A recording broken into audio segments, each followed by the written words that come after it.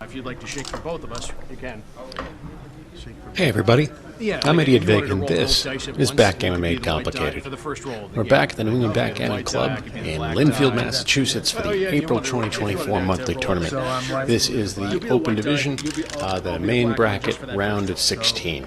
So you'll have a 6-4 to play. My opponent asked not to have their name appear on video, so we've got that blanked out, and we'll just be referring to them as the opponent throughout the course of the match. And then just, They once they didn't have the best match. There's some weird games. We'll get into this, but this is mainly just about my own play. My opponent starts with a 6-4 running, and the 5-2 I hit back. Running's probably just slightly worse. Yeah, it is slightly worse, but it's fine for the opening play. 6-5 hits back. I've been playing online this game, and so how do I indicate that? Once you hit the plunger, the turn is over. And after running with the 3, I got my choice of 6s. Slotting my own bar point can be right in some cases, but since it strips the mid here, it's not really doing us any favor. With 1 point boards apiece, really need to get the back checkers activated.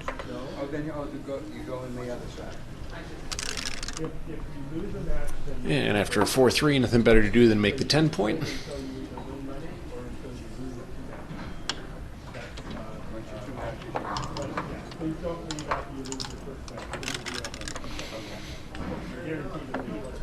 And similarly, nothing better to do than to just make the 3.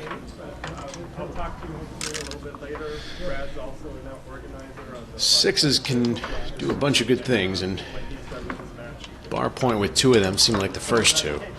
You can keep on going and make the ace, or you can just make the 4 point, and making the ace while it puts 2 up does leave you pretty overextended, so my opponent did well to just keep the prime going instead, and I throw 4-2 in response.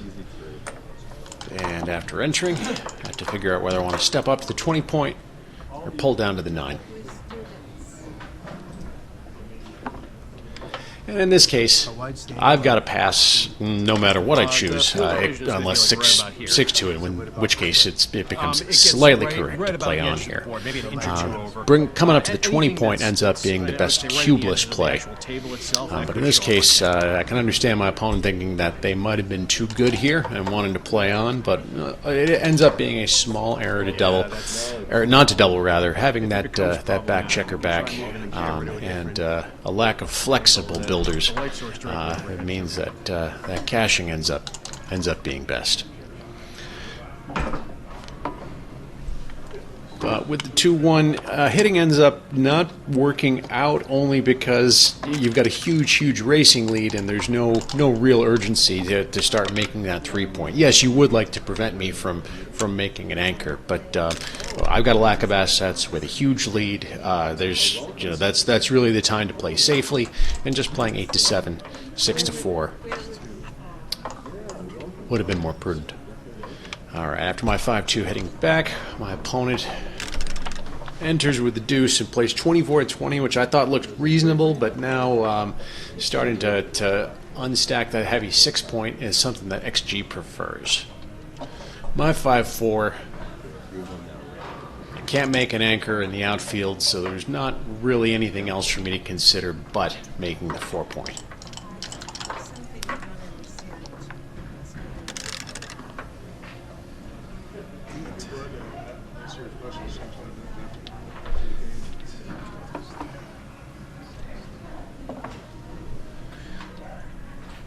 This 6-2 I thought was pretty interesting. The best play from the computer. You can see here that XG thinks this is an error. It actually likes going all out and putting 2 up on the roof. When you get away with it, you end up being in a great spot where you win a ton more gammons, but you do end up losing a lot more gammons as well.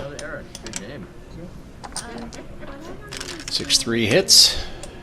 And 2-6 leaves an unsatisfying choice of 6s. You can swat away on the 2 point and keep your mid, or bring another builder into the action with 13-7. They both end up being fairly close. Let's see if ++ makes it any clearer. It does not. I think those are both fairly reasonable plays. 5-2 gives me good opportunity to leap, and I'll take it. One of these times you've got to- I now a really tough 3-1. We, you know what confused me, we always. Oh yeah, you. Making the 5 point is a play, That's the original. but there's also hitting. That's the original. I'm just confirming. And sending another checker back is probably the play I'm making over the board, but you know, I certainly understand with the checker being back on the 2 point, wanting to keep it blocked in and make a 5 prime by making the 5 point. I think they're both fairly reasonable plays. I get a 5-2 back, and nothing great here. This doesn't hit.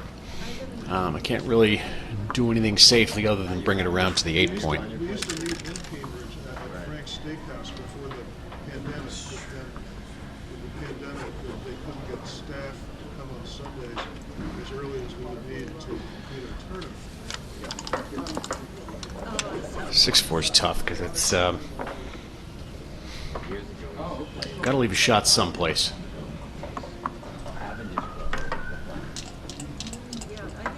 Leaving it at the front of the prime, though, gives all your options open. You have the chance to make a 6 prime and potentially free one of your back checkers on the next roll. And here I'm hitting with the ace. Now I have to figure out what I want to do with the 4s. They're all fairly unattractive. 13-9 brings some extra risk. 11-7 gets some indirect shots from the bar. And 8-4 buries a checker. So they're all kind of dumb. And I decided that 8-4 was the least dumb and carried the least amount of regret. I mean, potentially the least amount of regret. After you factor in all the potential exchanges that could happen and the hits that might come, you know, it felt like 8-4 was the smallest concession at the time. And we can see here that either of the other 4s end up being better alternatives here. Talk about that. XG likes 11-7. Yeah, I'm not sure what's My right. play of 8-4 is a I blunder. would believe 11-7 could be right there. And with 5-1, my opponent's going to hit back. Nothing else to do, scary as it looks. And I put on my finest dancing shoes. And this is a huge, huge, huge, huge cube because you can make the 3 point very easily. You can hit in the outfield. You're not winning all the time. You can see you're only winning about 73% of the time, but look at all those gammons just because there's one up on the roof right now. This is a very big double that you want to be making over the table. I can understand it feeling scary when you're stuck behind a prime. And with the double 5s, you're going to cover. You can bring 2 checkers out to the 18 point, and then 20-15 seem reasonable as well. XG likes just simply bringing 1 checker around from the 23 point all the way. 5-2 lets me consolidate nicely. Alright, and now it should also feel like a cube for similar kinds of reasons. Here it's a lot easier for you to be able to escape your own checkers. You might even be able to fill in the 8 point, or you can simply hit loose on the 2, or maybe even make the 2 point. All of these point to this being a pretty big cube again.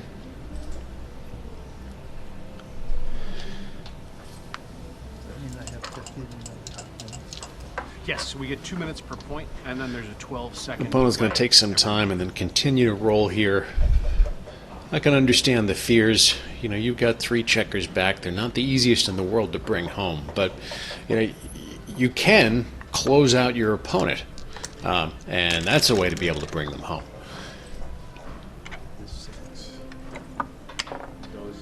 Yeah, and not necessarily the time to hit loose. It's, even if I get the 6 to escape, it's not terribly easy for me to bring the rest of my checkers home.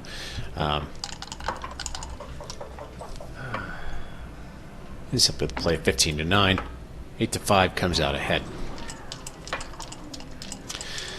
With my 4-2, I'm going to enter and then decide, do I want to break my 8 point, which gives fewer shots, Or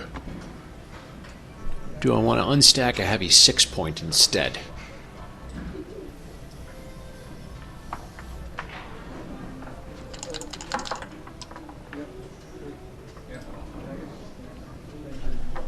And it turns out unstacking ends up working. Even if you get hit on the 2, you're still hemming your opponent in back on the 8-point. 4-1. Enter. You can choose 18 to 14, 7 to 3, 24 to 20. I think 18 to 14 is probably best, just because you're going to get better coverage of the outfield anytime I don't throw a 2 in response.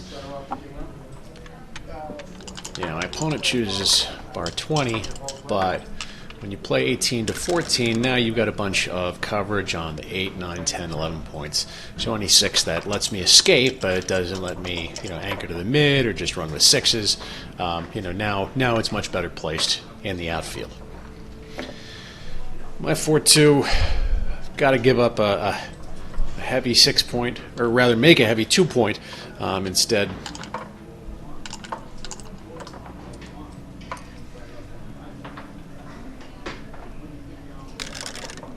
4-1 hits.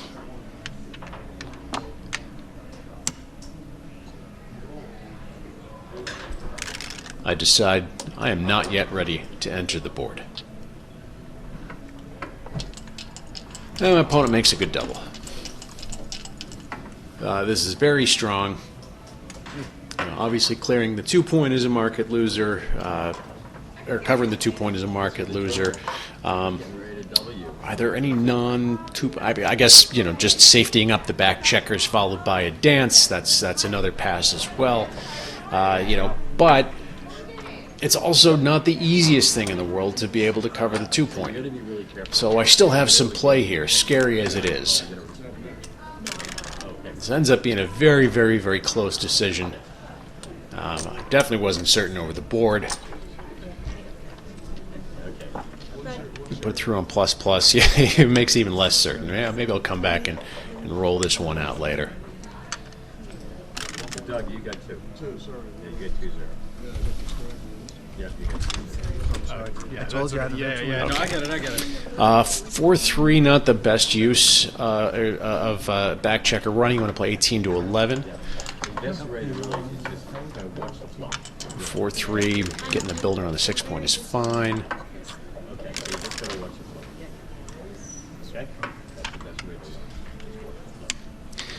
15 to 10 ends up diversifying a little bit better, and it doesn't hurt so much when you're hit back because you've still got this open 5-point. Bit of a technical play. Not easy to find. Definitely not something I would be considering over the board, but you could end up losing those small bits of equity here and there. Those are the kinds of things that are certainly easy to miss in the postmortem. Roll double ones. I'll take double ones. I'm not sure how I'll play them, but I'll take them. Oh, yeah, okay. Well, I know I'd play one of the double ones.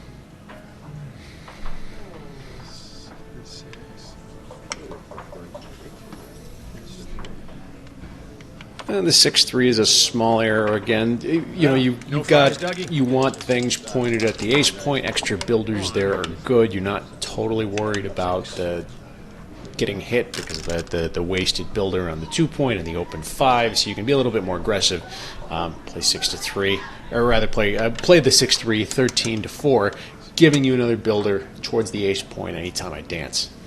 Or I guess just don't enter back in with a 1-1. Difficult kind of 5-5 here. The winning play is probably to shift the 6-point. Yes, it does leave the 6-point open, but it ends up being a lot safer because most of the time I'm not entering and I'm almost certainly not hitting. So while my opponent played safely with those 5s, that's not the easiest thing in the world to come back from. Instead, simply shifting or switching the 6-point and choosing your favorite 5 from the outside comes out a little bit better. My 6-2, I start the 5-point. Not much better stuff to do. I just gotta hope I can get a shot later. So I want to begin my board earlier.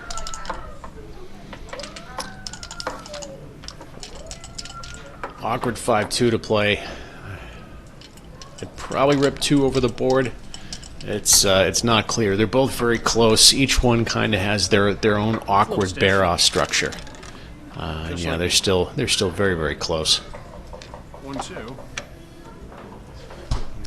3-3 lets me make the 5-point, start the ace. I liked not hitting the roll prior.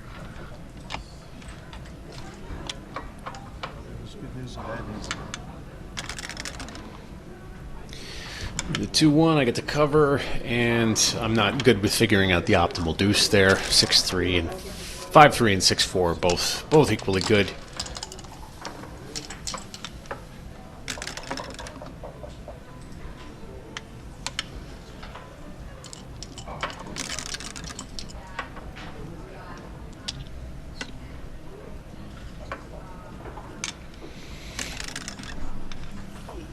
Uh, 3-2. I should just kind of clear the 6-point. There's no compelling reason to keep the 6 there. Like, even if I do get my shot and manage to cover it, I'm you know, the 6-point is going to be broken pretty soon.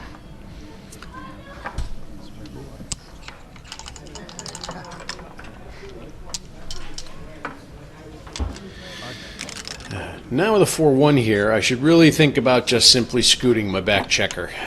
You know, the backgammon threats are pretty big here, and being down 6-0 is not great.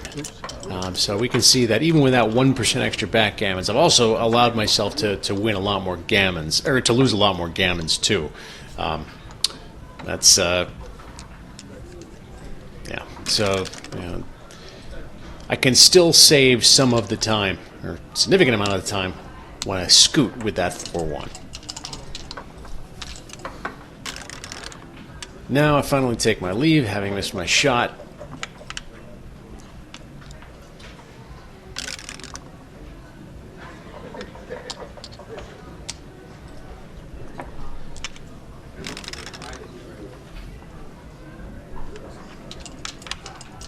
And after my opponent throws a well-timed set of deuces, I maybe regret not playing that 4-1 differently and having those extra pips available.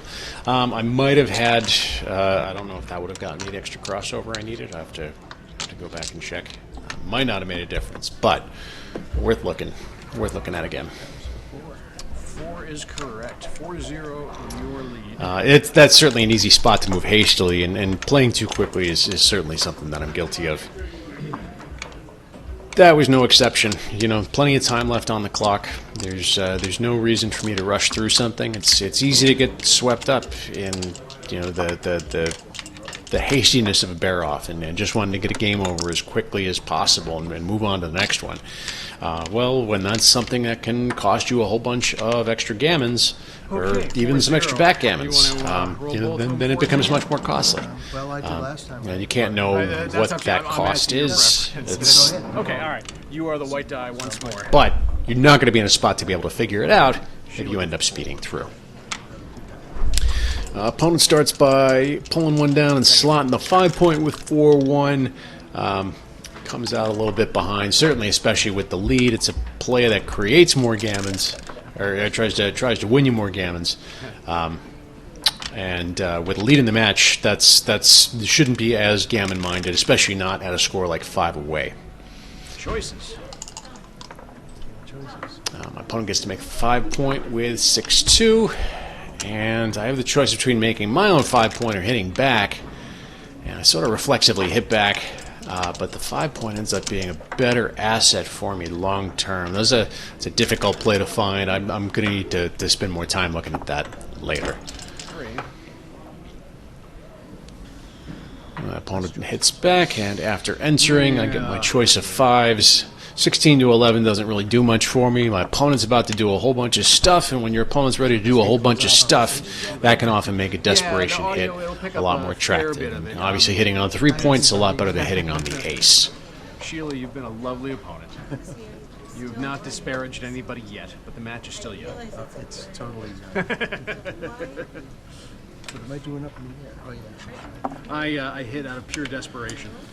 Difficult 6 here after entering. Again, it's when your opponent is a 1-point board, coming out to your opponent's bar point usually isn't that wrong a decision. Here that's the case as well. Even with a lot of extra checkers in the outfield, it can still be right to step up to the bar. 5-4 lets me hit and cover very conveniently. I'm just changing dice. And 2-4 enters, and with the 4, hitting is a little bit loose. It's great when you get away with it, but with a lot of extra shots from the bar, it ends up being some extra liabilities. And instead, here, because the 4 also lets you make a 5-point defensive anchor, you'd be able to lock up both 5 points. It's a better long-term asset, and it doesn't strip your mid, which your 4 back checkers are going to love to go to eventually. 4-1 lets me enter and hit.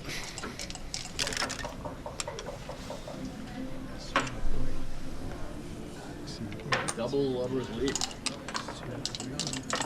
And after playing the first 3 4s, you get to choose between 9-5, 8-4, 24-20. All of them look fairly reasonable, but making the 5-point anchor now definitely comes out ahead.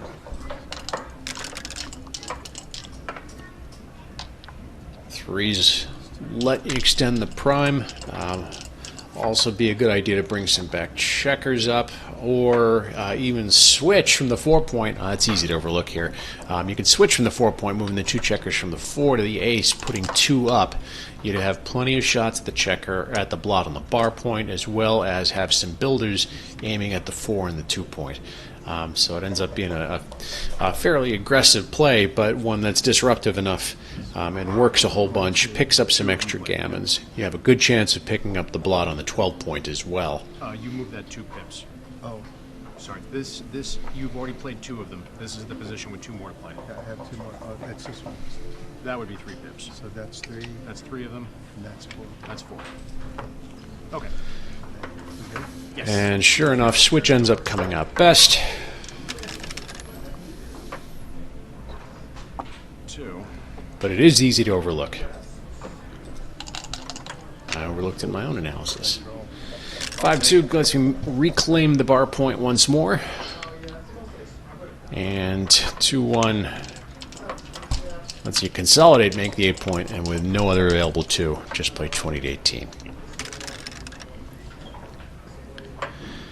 5 hits, and now I can choose whether or not to come out with 24-18 or just make the point. My own blot on the 24-point is in no real danger right now. There's no convenient way for my opponent to be able to hit, so better just to continue to contain, give myself the asset of the bar point.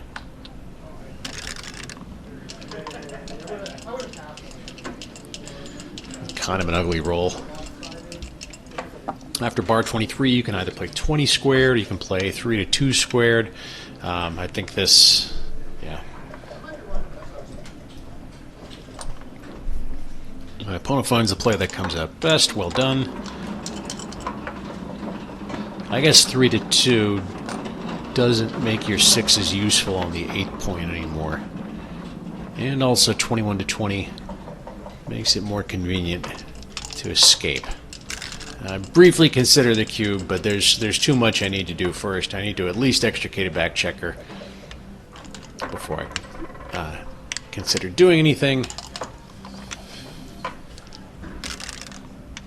But now that I have done that, and now my opponent has a very, very terrible 3-1 to play.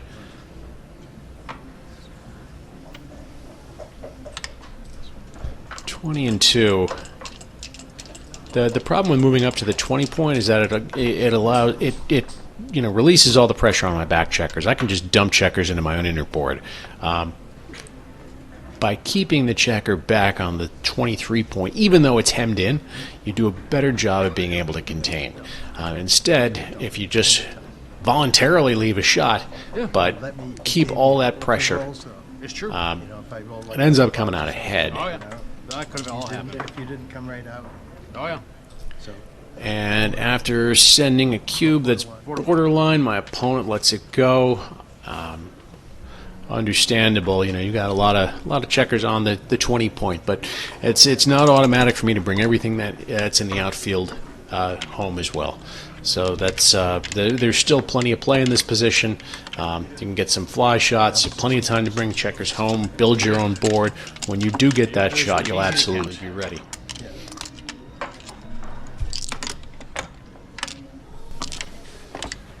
Couldn't hang on to you. So you did it first time? Yeah, I rolled last game, went. so it's your turn to give it a go. And opponent wins the opening roll. By the book. By the book.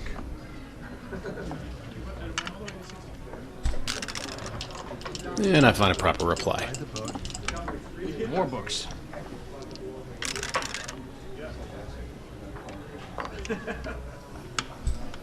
Five, two splits. And 5-4 lets me do the same. Hitting loose on the ace point here isn't as productive as it would be in other plays, just because there's still just 9 checkers in the zone. We're each of us fighting for an anchor. You know, my 2-point board is a little bit better than my opponent's 2-point board. Yeah, 6-5 allows us to safely run. I throw my best and quickly make the 5 and 3 points. A lot of threes over there. All the threes. And after a dance, Nope. I haven't doubled yet. I was just hitting the plunger for you. Oh, I see. and yeah, so this ended up being too good. That was too strong. My opponent was thinking that I was already doubling and started to write their score in, and that sort of convinced me that this was a cash. And I should have stopped and you know, just reset and thought about whether or not, Is that a rhetorical question? you know, I'm too good. And here, there's just, you know, I know what what happens? rhetorical means? Even when my opponent is able to enter, it's there's still plenty of places I can cash later. So there's no harm in me taking another roll Studying for before shipping the cue. Most of radar's lines Ended up being too premature. 4-2. Your lead. And I'll roll. 4-2. There you go. Thank you. Thank you for verifying. Good sense of humor from my opponent. I was putting still here. the Everything's score still pad here. up to the camera beforehand to you know, show this is my opponent, this is who I'm playing, this is the event. And as a joke, my opponent just started flashing a scorecard to the camera before the start of each game. After I make the bar point, opponent correctly slots with the 2-1, and I get to hit back with a 5-4. To you doing that. Well, I want to be first in the expert point race versus the intermediate point race. That would be quite the feat. Hitting loose on the 5-point is okay, but making an advanced anchor is a little bit better. 5. And now I have a choice with my 4 if I want to hit twice or make an anchor. I eventually settle on an anchor, and this ends up being second best. You know, because I'm still an underdog in the match, I still want to favor more aggressive plays and plays that win more gammons, and hitting 2 checkers ends up winning more gammons without sacrificing any extra gammon losses. So that's where the equity comes from. Opponent throws a 5-2. Let's tidy up on the 11-point. And I have a fair number of market losers here, just, you know, simply making the 5-point or the 4-point, or maybe even hitting twice with a roll like 2-1, who knows. Just barely enough for me to double once again. It's just slightly in the window here, and a very clear take. Plunger goes back to my side. And my opponent scoops it up real quick while I throw one of my better shakes. Let's see, that's a good decision. It's 3-1. Dance. This isn't good. So yeah, this was definitely one of the market losing sequences I was thinking about. And it gets even better when I keep on throwing doubles. And making both the 4 and the 3-point stand out. That turned quickly. And now I get to think about how to bring this home best. I want to make the 2-point. If I can't do that, I want to make the bar point. So I'll play like 11 and 7 here. Because my opponent has 2 up on the roof, I can make that 8 and 7 point very quickly if I need to. And if not, I have some extra ammo aimed at the 2-point.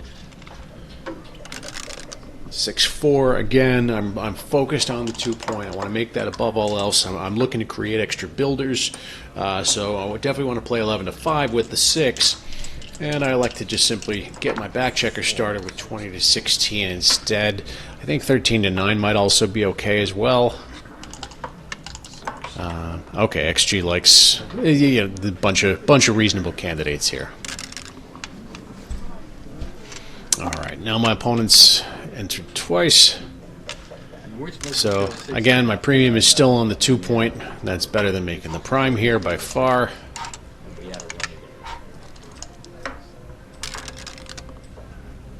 I gotta drop again. You weren't supposed to throw 6s there. No. Thought that was an easy take. And I consider slotting the bar point here, but there's not really a compelling reason to do so. It's you're making a 6 prime isn't really going to increase the number of gammons here. I just want to be able to bring home checkers safely. Oh, we are. You throw a regular throw. We have an even one. This way dice hate me. Totally an even one. Hold on, bud. 3-1. I can't claim to understand the technical merits of 15-10 over 13-10, but my opponent finally enters with a 2-1. 6-4 end up being slightly better. 13-11, thank you.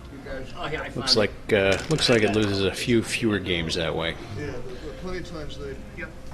My 3-2, yeah, Yep, they were hiding. gives up a couple extra shots, but much more flexible. Okay.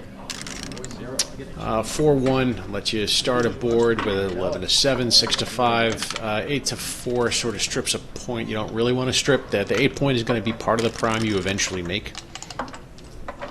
And not like I was going to make the bar point with my 6-3, but it makes it even easier for me to make my bar point with the 6-3 after a play that gives up the 8-point like that.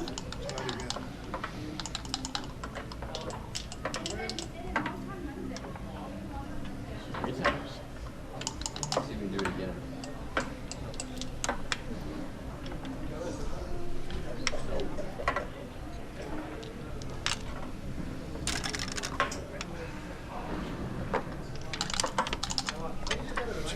So XG likes breaking the 5-point here, and I thought this was a little premature to try something like that. I don't really understand those kinds of plays all that well. But I can see now one roll later, now I've got a 6-3 that plays pretty awkwardly, whereas I'd have just been able to bring my other blots home safely if I'd have broken the bar last time around.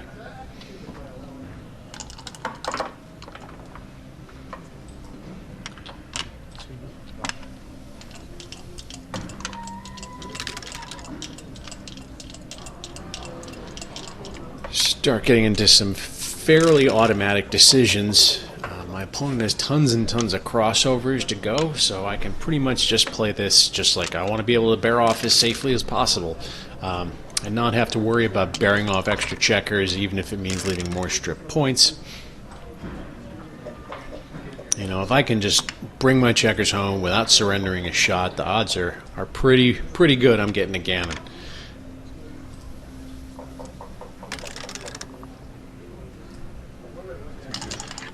So yeah, with aces, you know, I can't bear any checkers off, so I simply want to make it as easy as possible to clear points in the future. So I'm going to move the 6-point into the 4.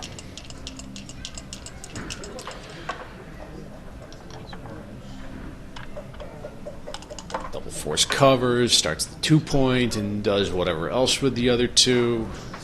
These are all pretty good. Plays like this, you know, when there's you know, There you go. a significant favorite and a huge underdog, there's not going to be huge swings in equity between the top and the bottom plays. So you can just choose anything that feels fairly reasonable. With that 4-4, you want to cover the 3-point, you want to start the 2-point. How you play the last 2 4s are entirely up to you. It's not going to make a ton of difference. The important part is to recognize the importance of the position, which is making sure you covered your 3 and your 2.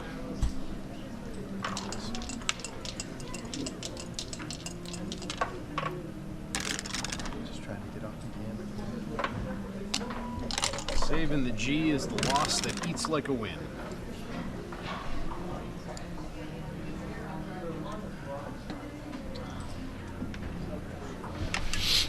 XG still likes making a crossover efficient play at 18-12 with the 6. And making the bar point instead. I get to keep ripping off checkers. That's detrimental. I agree. XG likes keeping the anchor for another roll there. Probably will. I still got a spare on my 2-point. Guess that makes sense. The 5-4. Making the 5 prime is a goal for the position, but making the 2-point is less efficient than simply playing 16-7.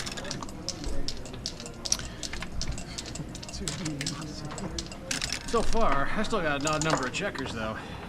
Still kind of a little awkward. This is it, do or die. And I managed to avoid leaving a shot. Lucky me.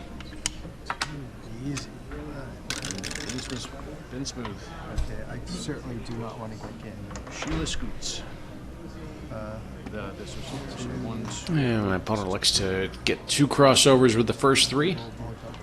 And then getting a 4th crossover with the last 4 is probably best, because you can at least get off with double 6s this way.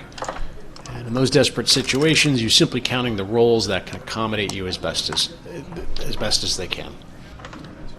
And this is not a double 6, and that is that. Just like that, we go from being 4-2 down to being 6-4 up. I'm sorry, I jumped the gun there a touch. Okay, yeah. Okay. So there was still a parlay there. Like, with I double can still 6s, throw an ace. you could still throw the ace. Perfect. I'm sorry, I upward. misunderstood. I thought you were resigning a gammon there. I was like, no, the game is still going on. Yeah, well, I did after I came up. Yeah, that's... Got off the back end. So it's 4-6. 6-4 is correct. Pulls ahead in round 4. All right.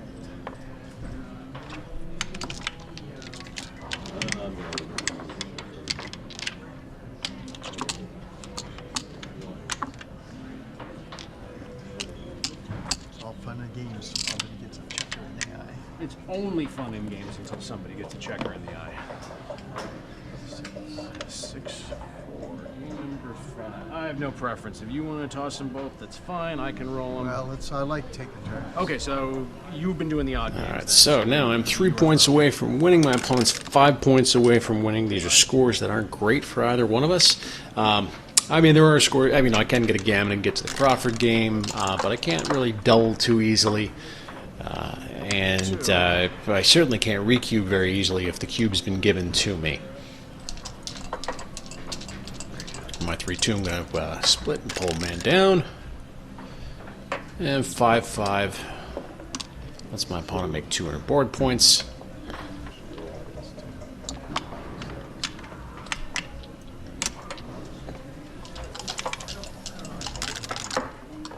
(6-4) lets me enter, and I don't want to give up the safety of the anchor, especially not when my opponent has 3-point board. 13-7 is just extra risk. 11-5 lets us accomplish most of the same things with one fewer blot.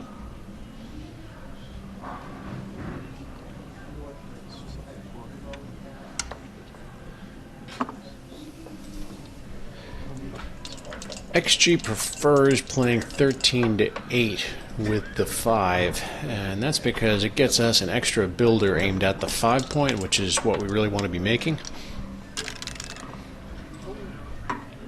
With the 2-1, I get to enter and try once more to slot the 5-point.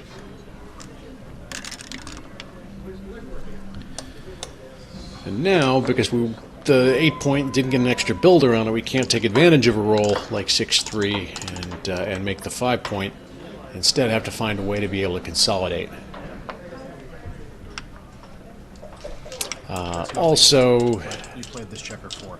Oh, you know, because this score is so brittle for me, and because my opponent can get better use out of 2 points, bringing the match to even, or even 4 points and getting to Crawford, it ends up being a fairly useful score, even though 5 away isn't typically great. I'm not sure if we actually have legal moves right As now. the trailer, being able to get 2 or 4 points when you're 5 away, you know, is pretty decent. It's a fair trade-off, all things considered. it's okay. It was a nice play. Apart from the illegality of it, Yeah, Sheila, with it was a 6-3. lovely play. Except for The opponent finally settles on making the anchor with 24 to 15. Fuck. yeah, Thank you. I'm still kind of thinking. Oh yeah, I'm sorry. I still have this option. I'm going to do that. Let's get a lovely wonder play. 1, 2, 3. Five choices.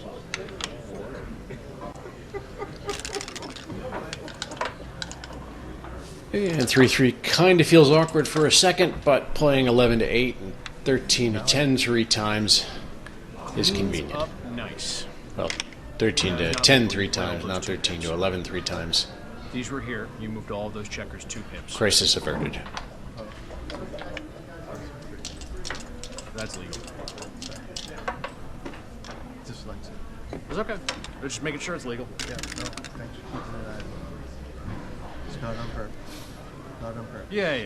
No, not a problem. I want my fours to be able to do more than it does, but playing from the 20 point 22. with down this far in the race doesn't accomplish anything for us. So instead, I can just simply fill in parts of a prime while making a third and a board point.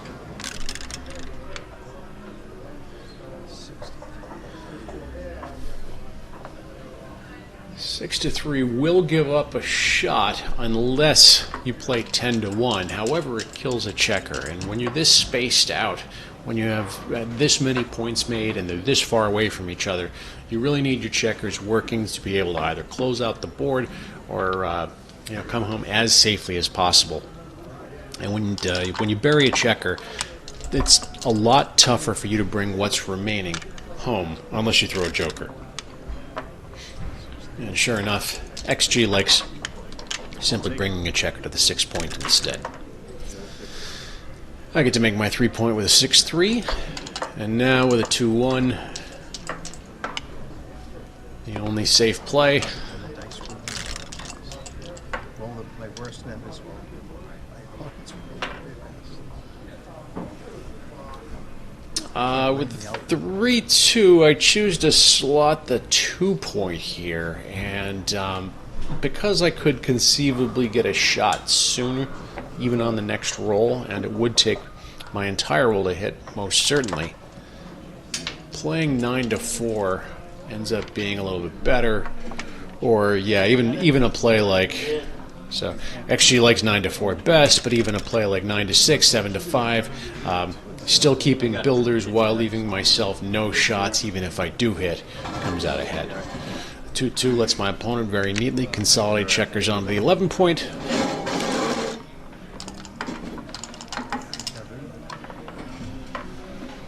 And then I have to figure out what to do with 2s. Well, I definitely want to start the bar point with 3 of them, so 13 to 7. And then the question is, do I want to make a 5 prime, or do I want a few more builders to make something a little bit more flexible later? And again, for similar reasons, you could very well get a shot next roll, and that shot could take the full roll to hit, in which case you want to leave fewer liabilities on the board.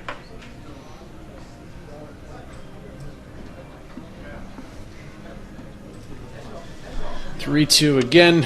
Facing this much danger, having that larger racing lead, you need to make the safe play, even as awkward as it looks sometimes. And I get to finally fill in my 2 point with a 5-1.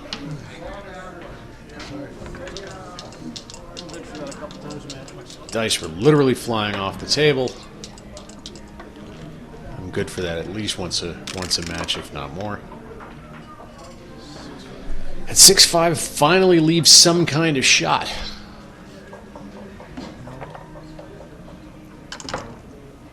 Dice flying off more than one table. The table next to me, they had they had a couple of dice flying off their table as well, and we'll be able to see a little bit later in the match where that comes back to bite me. That's not legal.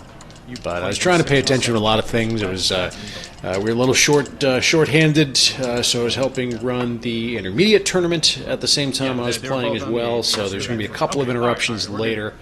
Yeah, 6-5, but hitting, or rather clearing the 8-point leaves the fewest amount of shots and is standout.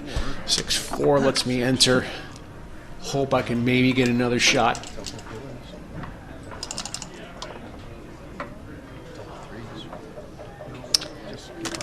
But 4-4 is going to clean all that up pretty quickly.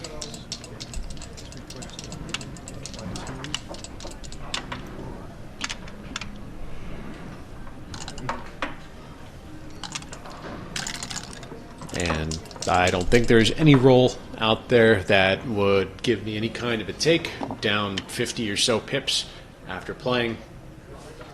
So this ends up being a pretty easy cash because the gammons just aren't there. Or rather, they're not there enough. You're winning a very, very small percentage of gammons. And this is just a big old pass.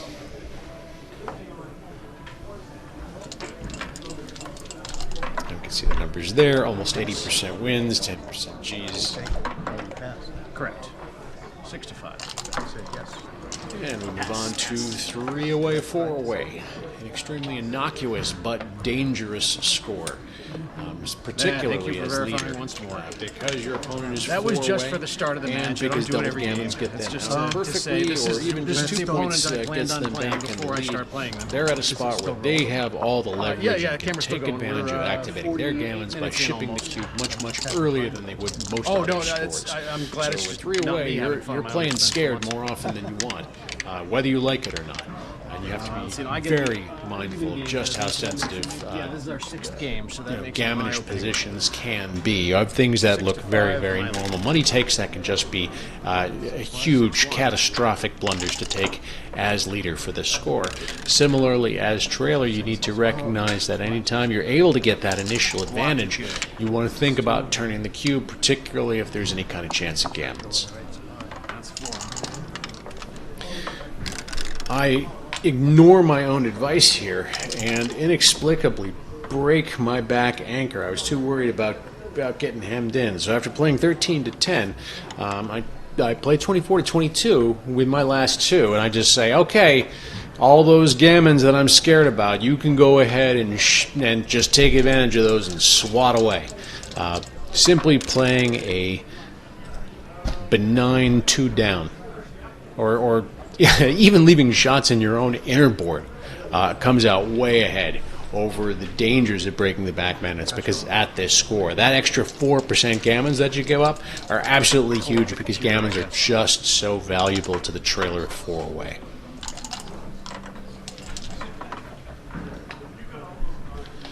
Difficult 2-2 here. If you make the 5 and 4 points, you're giving up a shot, but it does give you the benefit of making those points. Also reasonable is just simply making the 4-point safety and the blot on the 8 and splitting your back man. Those are both reasonable plays. 4-4s allows me to pretty neatly play 22 to 10 with the first 3, and no better 4 than to play 13 to 9 with the last. I don't want to throw a 6th checker onto the 6-point. I'm gonna go grab a water like you. Okay.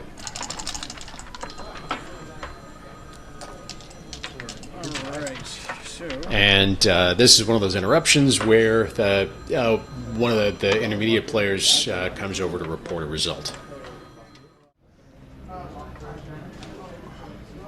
Right.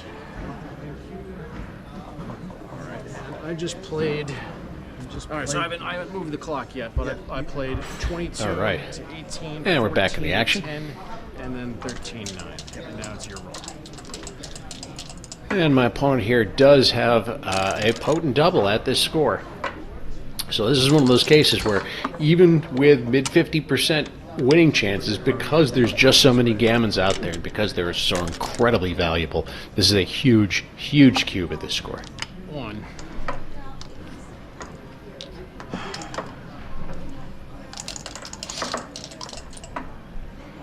Double 3s feels like it should be better than it is, but I do get to enter, so who am I to complain? After entering, though, I don't have a great 4th 3 if I play something like 8 to 5 squared or 7 to 4 squared. Problem is there's just too much liability playing 10-7 with the last 4 like I'm looking at.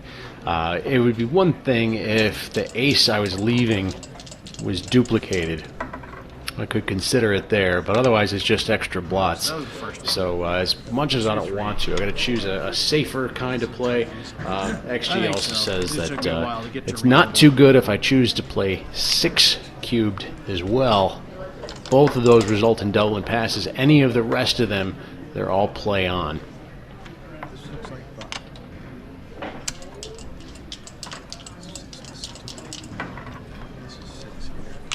And with 6-5, clearing the 16 point rather than prioritizing the extra builder ends up being a little bit safer here, particularly when I throw my best number in reply. It's always the way. Bet you $1,000 I will box cards. The other side of the dice. With double ones, you know, you've got the opportunity to switch the 2 points to the 1 point and buy yourself a little bit of extra time and try to bring those checkers out there. It's not a great game plan, but it's the best one that you've got. Instead, I can just keep on doing whatever I want to. 5-2 lets me make the 5 point, continue containing the opponent. I'm hit back here, and I don't even mind all that much. Well, I mind a little bit. I'll mind a lot more after a 5-1. Because now I have to break something. I can choose to hit loose on the 3 point, or I can keep the prime intact, and I prefer doing that. Just because the other one is entirely destructive, particularly at a score where I'm trying to avoid gammons. I didn't like any of them. 5-4 lets my opponent make the bar point, but again, before this roll, this is a case where the gammon chances went down from about 30% to 20% before, and it went from being a huge cube to still being a fairly decent cube. Things continue to get more and more awkward for me. This is definitely a take now, or definitely a ship now, rather. Excuse me.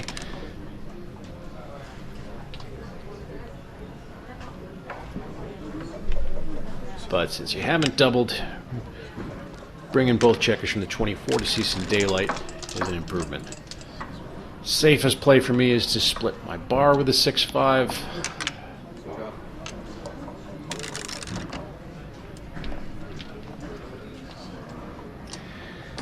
Now 5-5. I thought my opponent made a very reasonable play here. XG really likes going all out and slotting the 3. And that's because if you look at my board, I've got 2 blots. I've got no real containment. I've got a bunch of weird, awkward builders here. You can pretty much just play with impunity. And when your opponent has a position that's deconstructed that badly, purity ends up coming out ahead a lot of the time. 3-1 lets me make the ace. Better than nothing, I guess. 3-2 continues to diversify.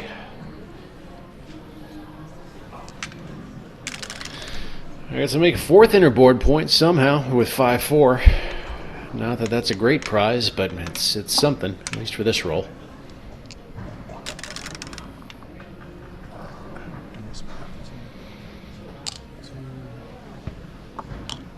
Yeah, both plays are fine. This game is just waiting for me to get my checkers out and see how much I've deconstructed until then. Unless, of course, my opponent doubles this, and I get to free myself from not just this game, but the threat of any gammons too. Playing on here because you're simply not losing, and even though gammons have dwindled to a modest 14%, you're still winning more gammons than you are losing. And at this score, where 2 points means a heck of a lot more than 1 point does, even undoubled, it's still worth playing on.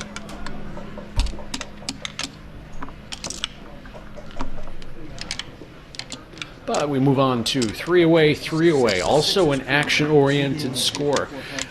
This is something where the double point is lower than it is for money, so gammons aren't 7 is on. terribly valuable for you at 3 away because you don't get the full value of them. But you need smaller winning chances in order to turn the cube. 2.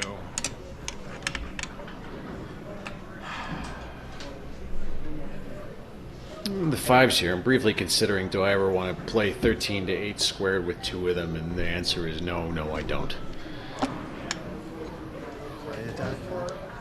And my opponent dances. Some plays where 13 to 8 squared is right. That's not legal. My opponent dances. And now I have an easy ship because I don't need nearly the wins that I need to at this score. So this is something that would be it would not be a double for money. It would not be a double a lot of other scores. But here, because I've got that lower doubling point, I can ship the cube here. It's still very much a take, scary as it looks. Again, you don't get full value out of the gammons, and that actually means a lot because it means the double isn't as powerful as it was before. So this, for this is very much a match score adjusted reason, but it's something where you need to. It's like a rabbit hole. 52. I guess I bring 2 down with that. My opponent just wanted to roll out the next couple of rolls for funsies. But I get a cheap point and a quick point, and I get to move to 2 away, 3 away. 6 to 7 is correct.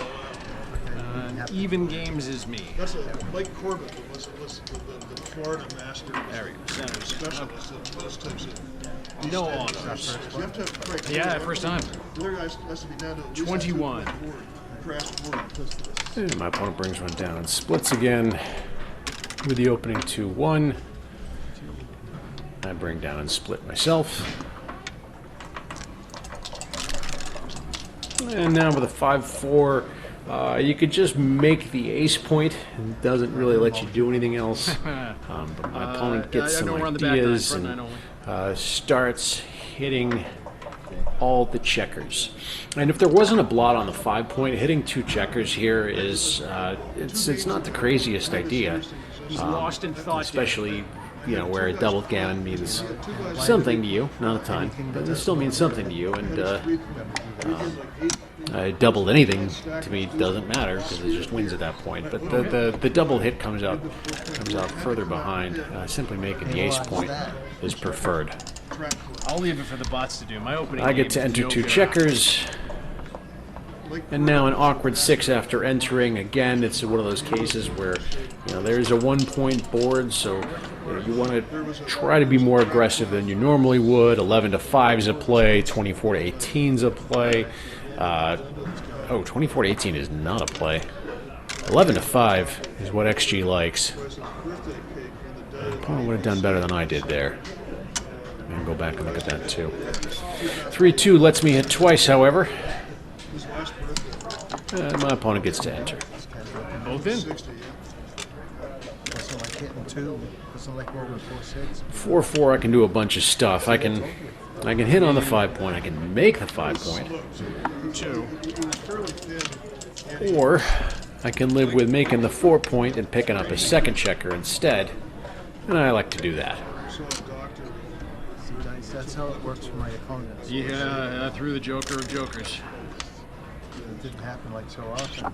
And now my opponent gets to enter with their 2 checkers. However, hitting on the 3 point buys you a little bit extra time with the blot on the 5 point that I'm really looking to cover. Having to spend half my roll up on the roof is a good way to deter.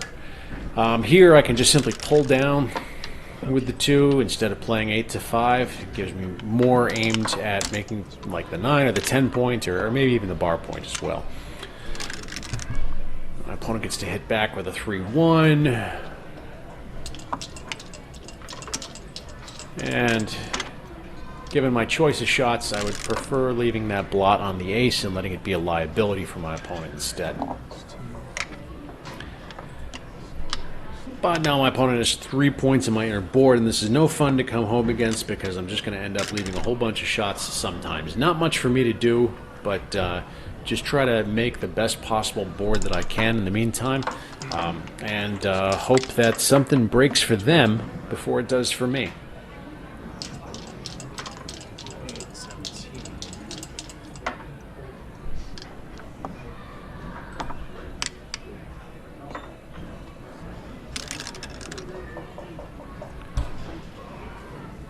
All right, so 6-4. There's really not anything better to do other than hit. Yes, having 3 points back there are nice, but you need to get something going sometime. No time like the present. It's unclear. I would really love to get rid of that checker on the 14, and just bring it into my own outfield. I would love to play 14 to 11, but that would mean hitting twice, and I really don't want to do that at this point. So I can just enter and play safely with the ace.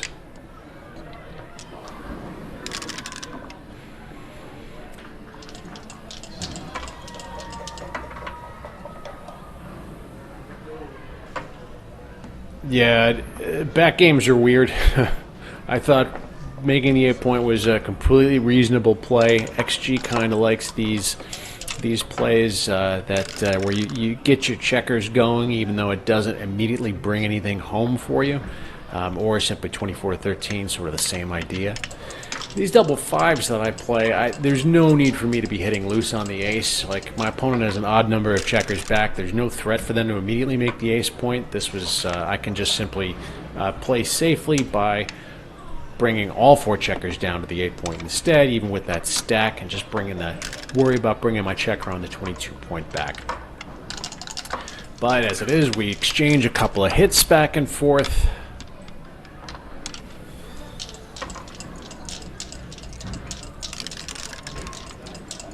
Now I just need to escape. And I can either put 2 up on the roof, or I can make my bar point, and I would rather contain my opponent. So I'm going to come out to the 18 and make my bar at the same time.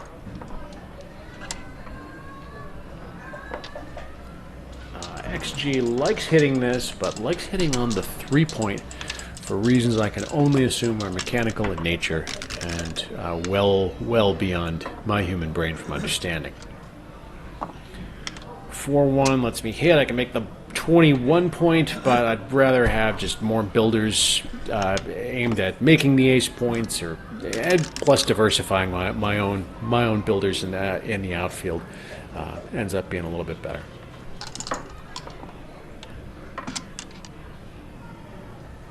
I'm up on the board. Right, two up here? No. That's the original position. So I have one up here. Correct. So these 2. Correct. Okay. And opponent hits back, hitting on the 4, a little bit better than the 3. 3s now becomes kind of an awkward roll for me. I can still play it safely, but I need to, just simply get my back checkers going, and that's something that I had 3 very uncomfortable 3s to play in the interim. 6-4 lets you escape, so you're going to play 22-16, and your other remaining 4s aren't great. I don't think 13-9 accomplishes anything. Probably just playing 16-12 instead. It's probably best. So yeah, 22-12 is probably my play over the board. I don't know. Just the main thing is just get that back checker out. You need to be able to escape. Oh wow, that is not close at all. XG prefers making the 12-point. Oh, again, skin of my teeth. I am still keeping my prime and managing to not escape, albeit just barely, with aces. 6-3 lets my opponent enter and make the bar point, but it likes escaping. Again, 3 6s in escaping rolls, and those don't grow on trees. That's a big difference, because otherwise you could potentially crunch and have those checkers stuck as your own checkers roll home further and further, faster and faster. Here, I should have considered playing 21-16, 21-15, bringing 2 out. I'm not really concerned about getting hit, and when I missed, I feel great. Something I can't say nearly as easily if I just simply play 21-10.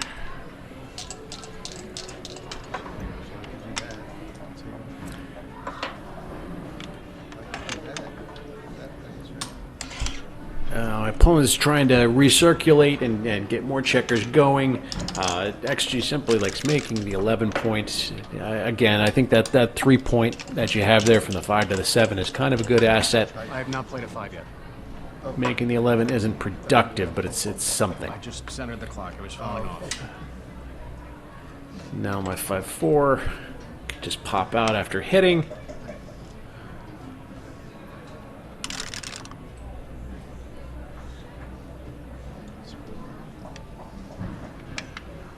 And my opponent hits back.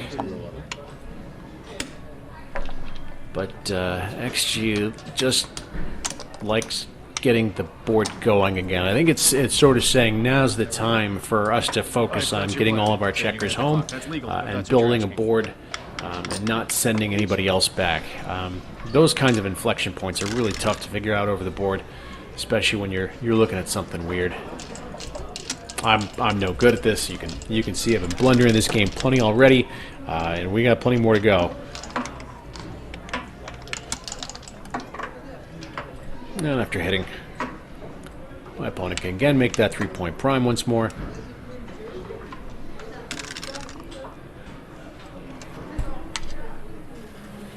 And 16 to 11 comes out better. I don't know. I'm just winging all this stuff here.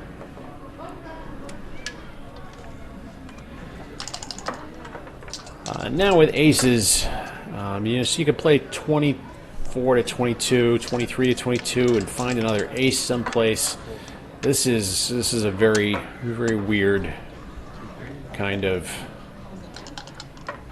play where you're just breaking up everything and hoping you get hit back someplace.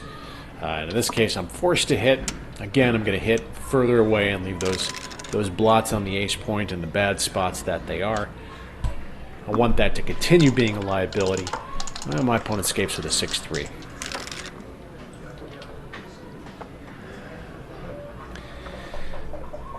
With 2-2, I didn't want to hit.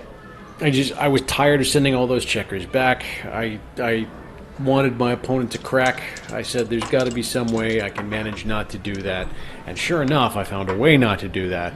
And XG said, okay, well, you're just going to toss away all your equity because you're just going to pick up tons and tons and tons more gammons. Yes, it could result in some very long games. And yes, they could recirculate and things could go perfectly for them.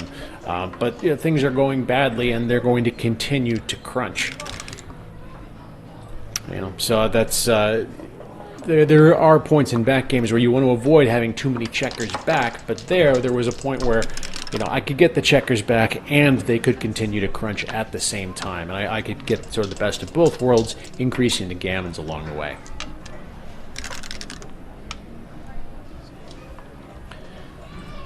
And we're all in winging it territory still. I'm gonna hit loose on the ace point. Somehow I am missed.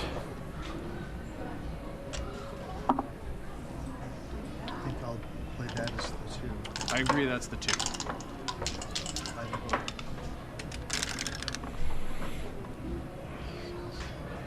And with this 6-2, I've got a safe play in clearing the bar point.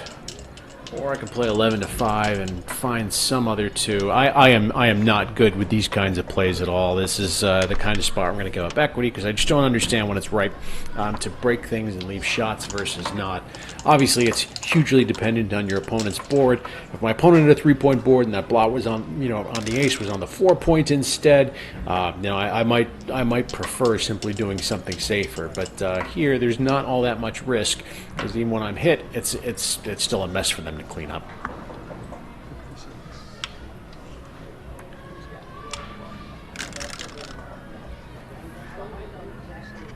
One lets me play safely, and I take my option.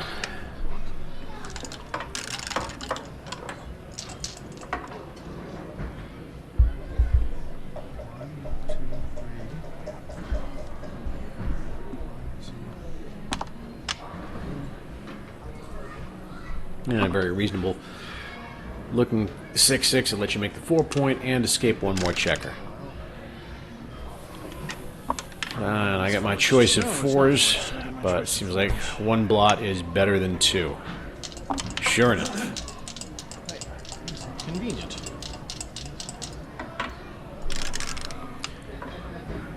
I mercifully escaped my fate for one roll.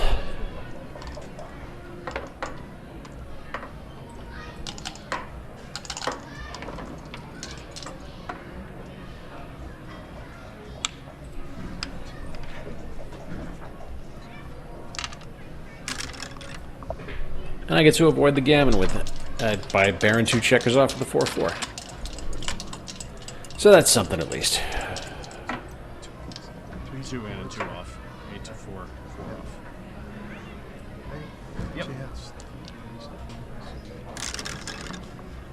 And after the hit, now you got to start finding 5s that work for you. You don't want to cover the ace point just because it's going to be so tough for you to fill in the rest of your board with your checkers this strewn out across the board.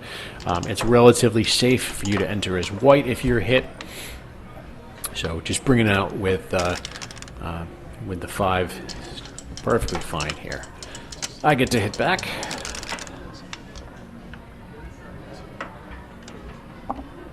And a 5-2 makes the bar point.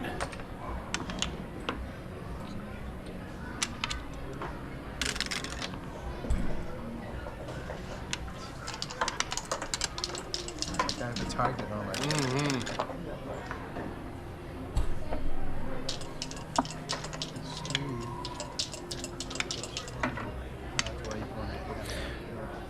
The pick and passes don't hurt you all all that much here. You know, lifting the checker on the 19 point is it's not quite the liability that you think it is. No, I'm looking. Again, I'm the one who needs to be extremely cautious in coming home. You know, you just want to get your shots and then build your board.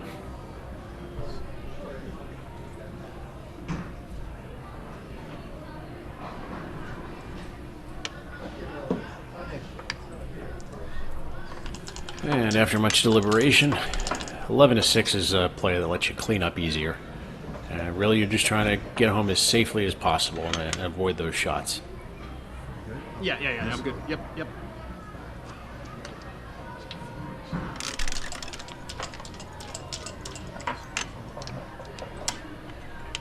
And after hitting, the opponent plays 18 to 16 with the deuce, and I lose my mind here.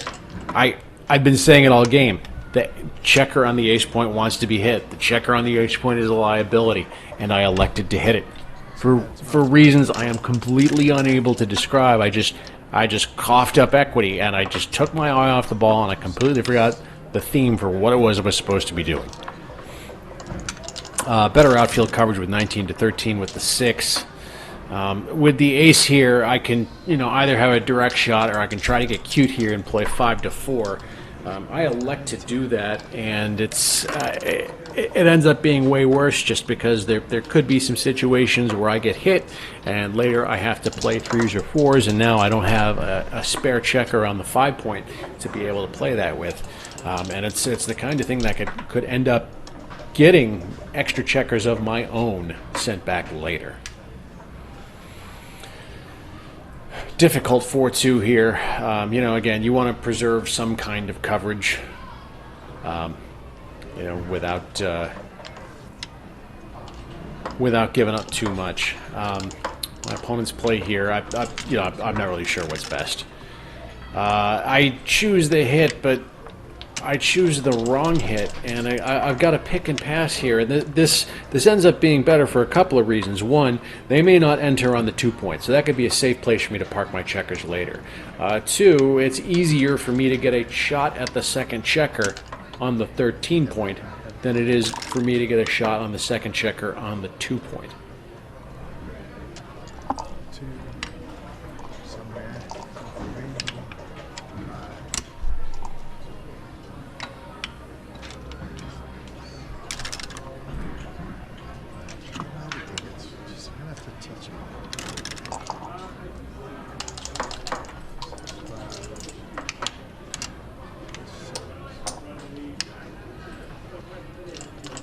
Now I'm getting into a tough spot where it's getting a lot easier for my opponent to bring it home, to bring their position home, and keep me contained. And I might end up losing more checkers, later and later.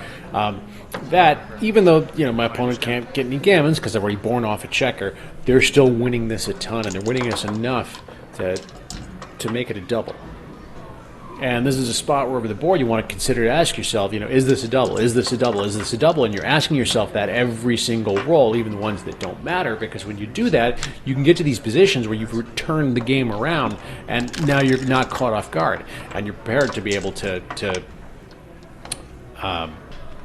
make the best possible play. That's a lot easier to do when you get into the habit of asking yourself whether something is a double after every single roll. And I am not good at that at all. That's a habit that I am terrible at. You know, you're so worried about playing the checkers correctly, or, you know, thinking about what the match score is. Like, you're not stopping up to think about whether or not it's a double. But that's the kind of thing where when you are asking yourself that every single roll, you are much better placed to be able to handle big swings like this. You don't have too many bad numbers there, my friend. And again, you know, my opponent's still in great shape. You know, even though I have reduced the chance I'm going to recirculate another checker, there's still tons and tons and tons of winning chances that are out there. Again, still well over 70%. Definitely enough to ship it here.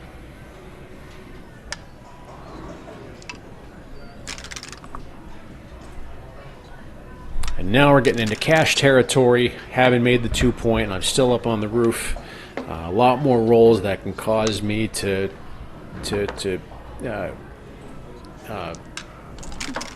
peel off checkers from my 4-point. All, you know, these are. It's getting a heck of a lot worse, and the wins are just piling further and further up. And you want to be able to cash that, especially because gammons are no longer on the table. You want to just get your point, get this to 2 away, 2 away. We can make a double match point quickly.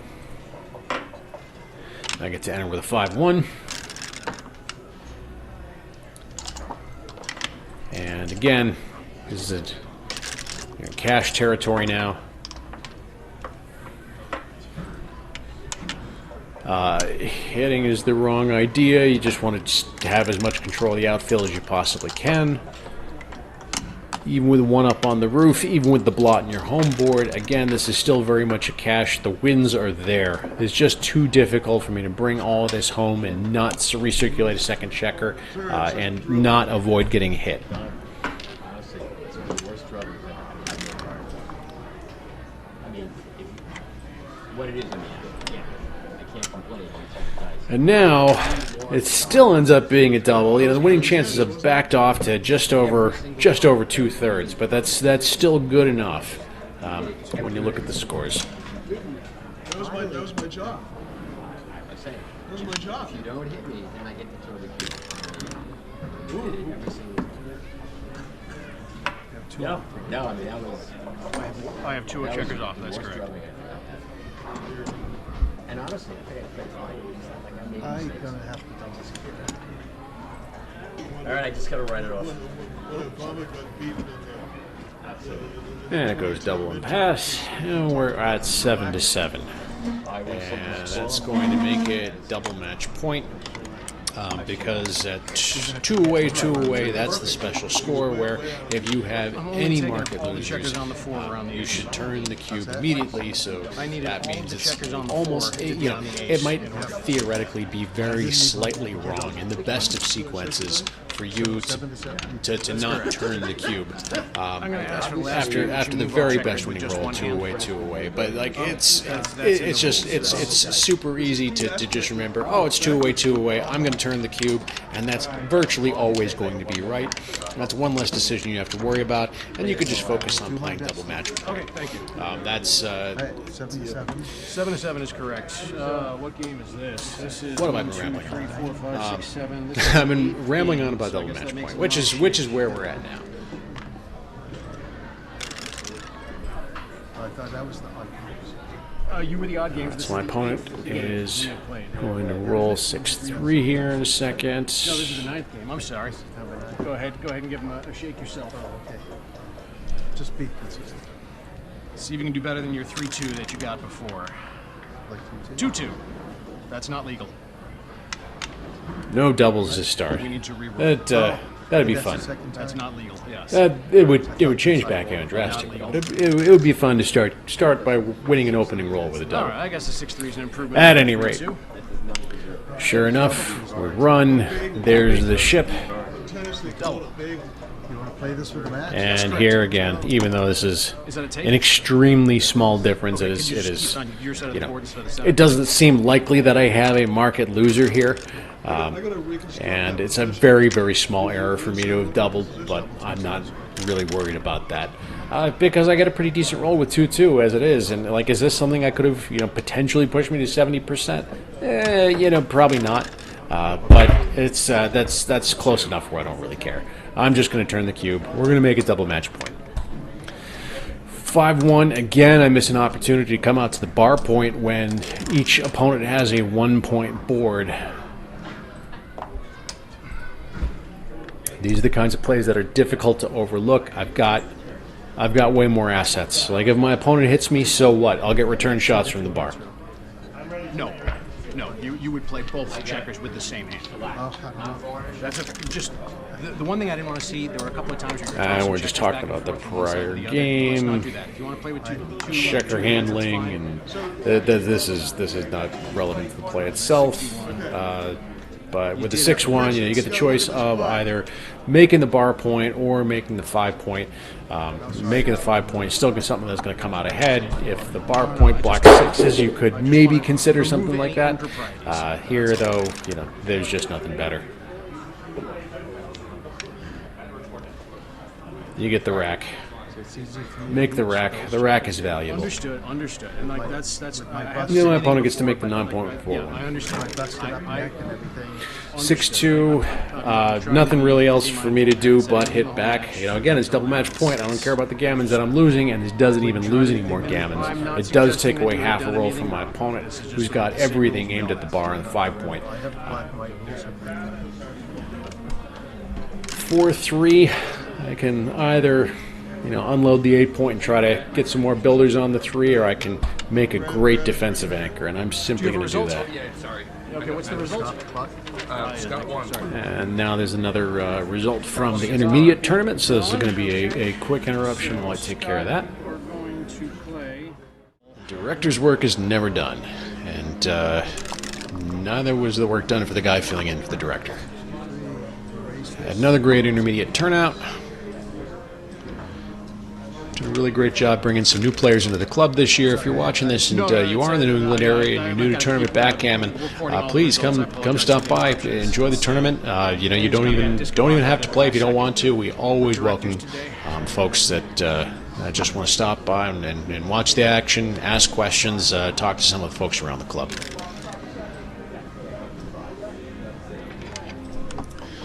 All right, 5-2. I choose to start the 2-point. The XG doesn't mind running.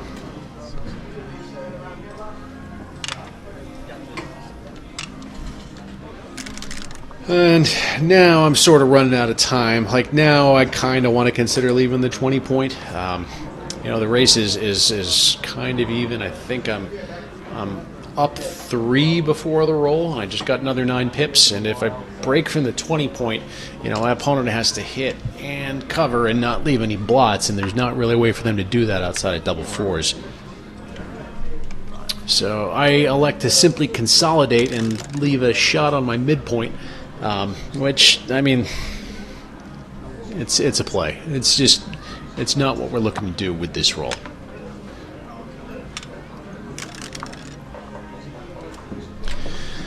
Again, I can keep that blot on the mid as a nuisance here.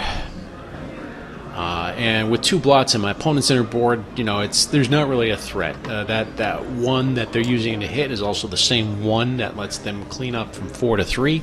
So it's nicely duplicated there. I can consider, again, slotting the ace point here, or just simply playing 13 to 6.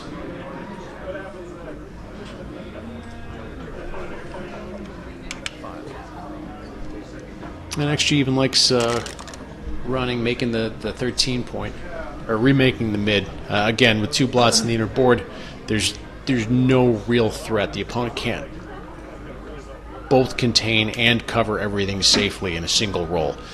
When you've got a 5-point board, you can kind of make those plays with impunity.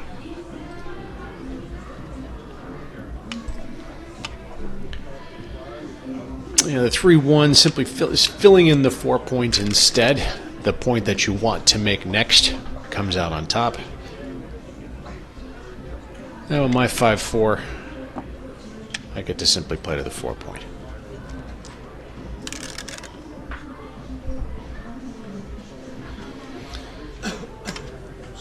5-2 makes the 5-2 makes the ace.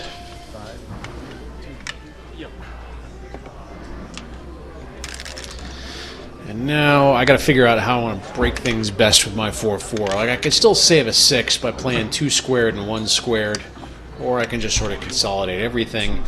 2 squared and 1 squared comes out ahead. I probably want to save a 6 just for one more roll. Hey, John.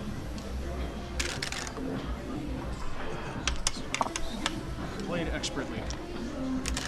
So, I get a forced roll in here. Now my opponent has a 2-1, My joke for and forced moves.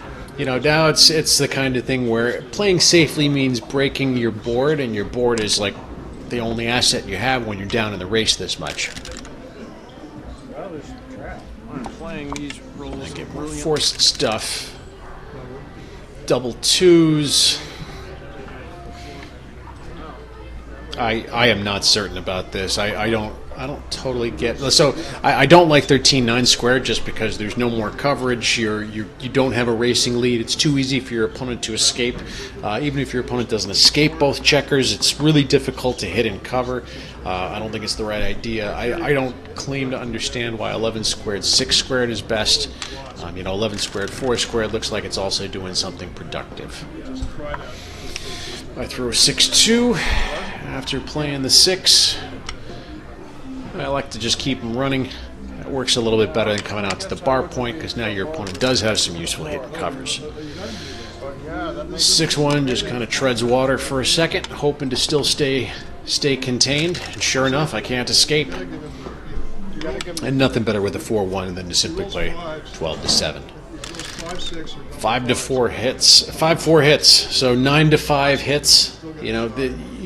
You are too far down in the race to make this a straight race. All I have to do is escape, and then I have a very, very comfortable lead that you're just leaving to variance. Hitting on the 5-point feels scary, but you still get to enter half the time, and you're entering on the 5 and 6 point. You're entering with a completely open field in front of you, so it's very easy to come home. Those are the kinds of things that aren't nearly as impactful. Again, you can see the time's running down on my opponent's clock. It's difficult to sort of figure this up when you can see less than a minute running down for you, but hitting is better by far here. But as it is, I get to escape.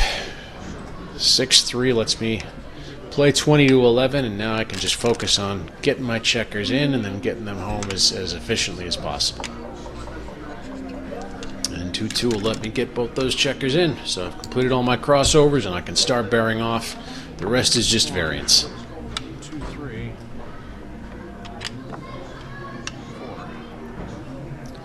4. Aces definitely helped me a ton there. That's super important for my opponent to get crossovers with both rolls. That ace doesn't do anybody any favors, and we can see in just one sequence I've gone from being about 80% to about 90%. 3-2 isn't great, but I'm bearing off. I'll take it. Ripping 4 off without having any checkers brought in is a play. It's not a legal play, but it's a play. You can try it. If you're fast enough, if you're smooth enough, you might be able to get away with it. But my opponent plays legally. And I get to rip with aces. It's good for now. Let's see how it shakes out at the end. He's trying to go out.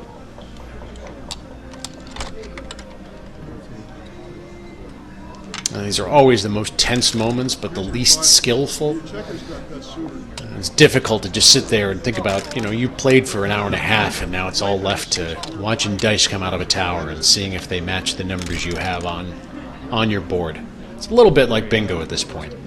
That's not to say it's not without its excitement. It absolutely is. It's just It always feels almost anticlimactic in a way for a match to end and a bear off, just because it's all up to the fates at that point. I don't know. Maybe that's the point. Maybe that's why we all play backgammon in the first place. Oh, definitely. No. I want to make this. I want to make one guy feel a little. Yes. No, it is practically a certainty. I just have to avoid 2 sets in a row. But it can be done. It can be done. And 3-2 does not do it. There's 1 crossover too many. Even if I got 2-1, 2 rolls in a row, the most my opponent could take off is 4 checkers, and that's not enough. So what a wild match. That's you can see that that I played decently, but that back game there were a couple of plays where I just played much too quickly. Took things for granted, and obviously you need to take your time. I had plenty of time left on the clock. I certainly could have given those plays a lot more consideration. But feels good to get the win. Moving on to the quarterfinals next. Stay tuned for that match. We'll see you next time. Thanks very much, everybody.